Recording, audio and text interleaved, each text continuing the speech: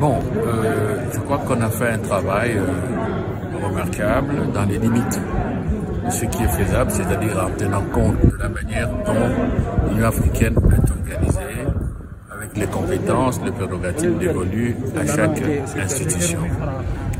Nous avons trouvé pratiquement deux dossiers chauds, la Covid-19 et puis le dossier du barrage éthiopien de la Renaissance, il y a un différend qui oppose l'Éthiopie d'une part, le Soudan et l'Égypte d'autre part.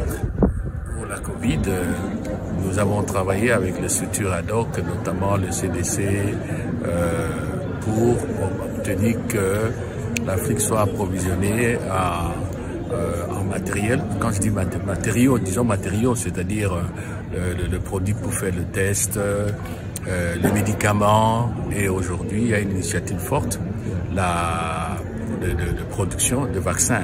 Partout le président Tshisekedi est passé, il a plaidé cette cause-là, et je crois qu'on avance.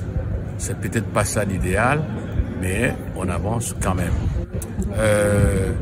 Toujours dans le cadre de la Covid-19, le président Tshisekedi a participé à plusieurs réunions pour obtenir que les fonds soient débloqués afin de soutenir les économies africaines qui sont atteintes, qui sont dans la récession à cause de la Covid. C'est ainsi que lorsque nous étions à Paris au mois de mai, on a obtenu que la part qui était réservée à l'Afrique sur les 600 milliards de DTS, qui donnait à l'Afrique 30 milliards seulement, soit augmentée. Et cela, on s'est associé à une initiative forte qui a été prise par le président Macron.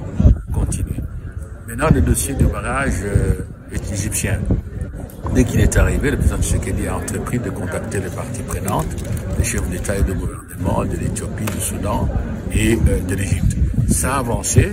Moi-même, comme président du conseil exécutif de l'Union africaine, mes affaires étrangères, j'ai eu les mêmes contacts. Au moment où nous parlons, c'était la petite panne qui est arrivée en Éthiopie, au Soudan, et maintenant l'Éthiopie qui est en guerre. Nous allions reprendre les discussions, mais ce sera repris avant la fin de l'année pour aboutir à la signature d'un accord. Donc ce dossier aussi, il y a un grand espoir. Et puis maintenant, vous avez vu ce qui se passe. Bon, moi-même, sous l'instruction du président Tshisekedi, j'étais au Soudan et ça a avancé. On est revenu à la transition qui a été conclue entre les forces vives soudanaises sur les auspices de l'Union africaine. Nous espérons que ça ne va plus se gripper, mais nous suivons le dossier. Moi, j'étais là, j'étais témoin de la signature de l'accord entre le président et le Premier ministre. En Éthiopie, c'est beaucoup plus compliqué. Je suis arrivé il y a 3 semaines. On a essayé de discuter avec les autorités éthiopiennes.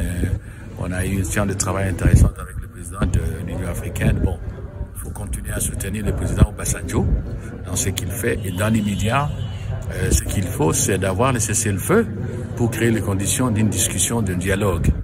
Bon, on a déjà ouvert la voie à l'aide humanitaire, c'est bon, mais le travail doit continuer.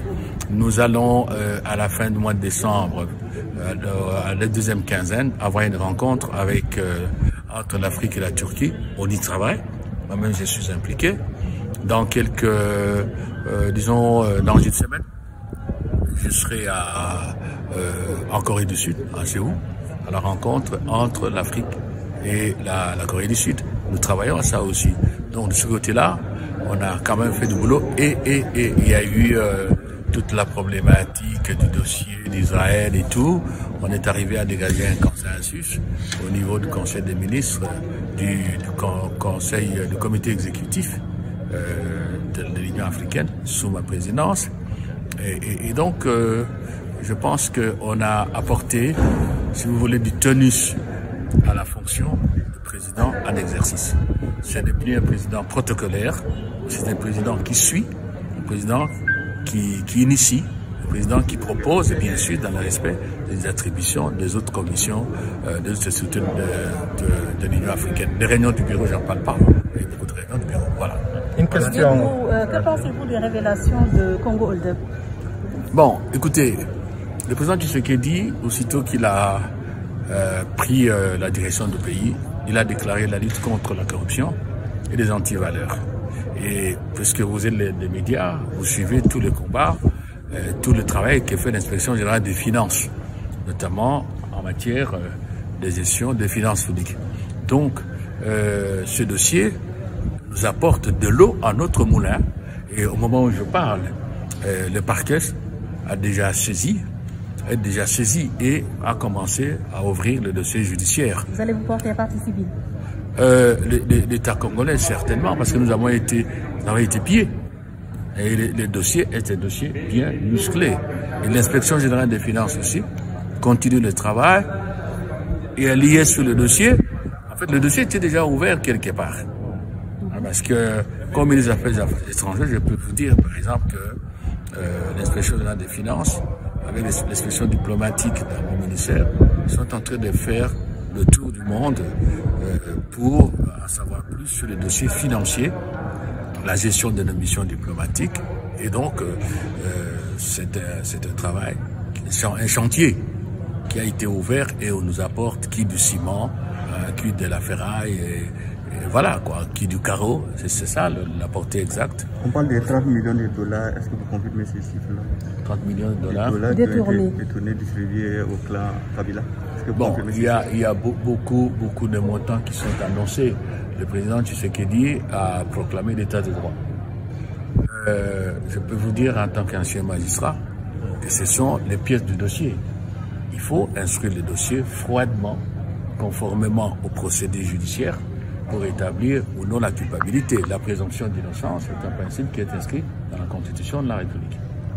Merci. Voilà.